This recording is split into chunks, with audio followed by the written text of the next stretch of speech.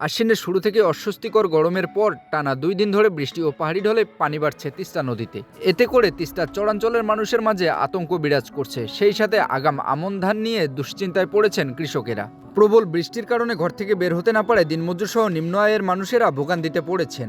দুদিন ধরে হালকা থেকে মাঝারি আবার ভারী বর্ষণের ফলে বৃহত্তম সেচ প্রকল্প তিস্তা ব্যারেজের সবকটি জলকপাট খুলে রাখা হয়েছে। তবে তিস্তা নদীর পানি কাউনিয়ায় তিস্তা সেতু পয়েন্টে বিপদসীমার নিচ দিয়ে প্রবাহিত হচ্ছে। বন্যা পূর্বাভাস ও সতর্কীকরণ কেন্দ্র সূত্রে জানা গেছে, শুক্রবার ও শনিবার দুদিন পর্যন্ত রংপুর বিভাগ ও তৎসংলগ্ন উজানে অতি ভারী বৃষ্টিপাতের প্রবণতা আছে। এর ফলে তিস্তা নদীর পানি সমতল আগামী 2 দিন পর্যন্ত দ্রুত বৃদ্ধি পেতে পারে এবং পরবর্তী দিন পর্যন্ত নদীগুলোর পানি সমতল স্থিতিশীল থাকতে পারে। আগামী 2 দিন পর্যন্ত রংপুর, কুড়িগ্রাম, লালমনিরহাট ও নীলফামারী জেলা তিস্তা নদীর পানি সমতল সতর্ক সীমায় প্রবাহিত হতে পারে। এতে করে নদী তীরবর্তী নিম্নাঞ্চল প্লাবিত হতে পারে। পানি উন্নয়ন বোর্ড রংপুরের উপসহকারী প্রকৌশলীর কার্যালয় সূত্রে জানা গেছে, শুক্রবার দেশের বৃহত্তম সেচ প্রকল্প তিস্তা ব্যারেজ ডালিয়া পয়েন্টে সকাল 6টায় ও 9টায় পানির প্রবাহ রেকর্ড করা হয় 51.76 সেন্টিমিটার এবং বেলা 12টায় 51.80 সেন্টিমিটার। বিকেল 3টায় পানি প্রবাহ রেকর্ড করা হয়েছে 51.83 সেন্টিমিটার,